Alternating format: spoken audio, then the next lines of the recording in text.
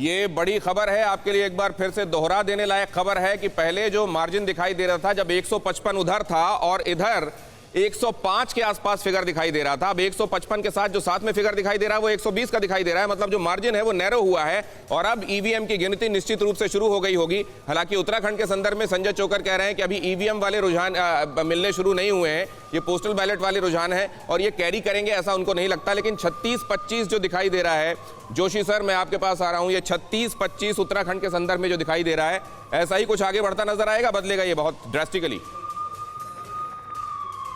आप 35 और 27 के इसके चक्कर में हमें अभी नहीं पड़ना चाहिए। वहाँ कांटे की टक्कर है और ये बार बार हर में कहा गया है कि भारतीय जनता पार्टी बहुत स्टिकी विकेट पर वहाँ खेल रही थी, बहुत गलतियाँ की उसने, लेकिन अगर वो इस गैप को पूरा कर लेते हैं तो ये बहुत बड़ी बात होगी उनके लिए। इस वक्त सर आप जो बता रहे हैं, एक बार फिर से अपने दर्शकों को रिकैप दे दूं, अपनी स्क्रीन देखें आप।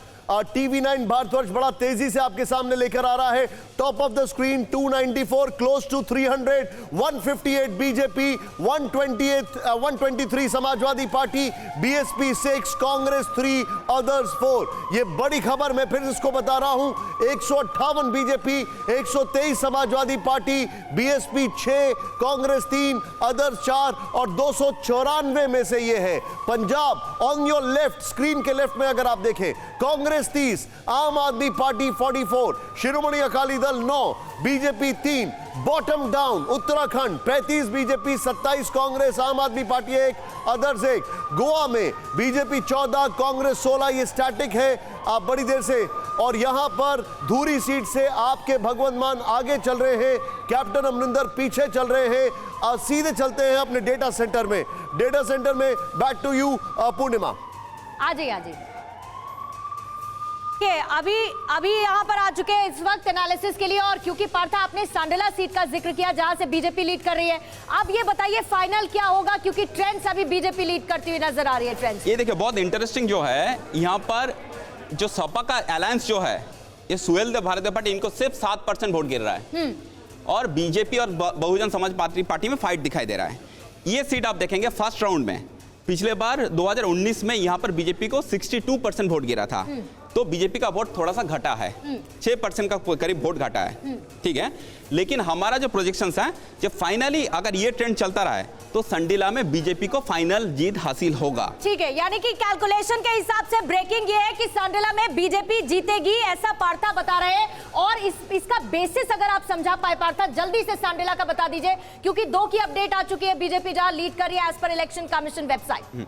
तो देखिए बीजेपी का वोट बहुत ज्यादा, ये हरदोई डिस्ट्रिक्ट का सीट है, बीजेपी का वोट 2019 का हिसाब से बहुत ज्यादा घटा नहीं, 6-7% ही वोट घट रहा है, जो बीजेपी के लिए मतलब काफी कंफर्टेबल पोजीशन में रखेंगे। और ये सीट में क्या हो रहा है समझ लीजिए, जो बहुजन समाज पार्टी, जो अब्दुल मन्नान है, ASP का प्रत्याशी था, टिकट नहीं मिलने के बाद BSP में गया, हाँ। तो लोग, और एक इंडिकेशन जो हो रहा है, लोग स्ट्रैटेजिकली भी वोटिंग कर रहा है, मतलब जो नॉन बीजेपी वोट्स है, वो नॉन बीजेपी वोट्स क्या हो रहा है, जो हरा सकता है।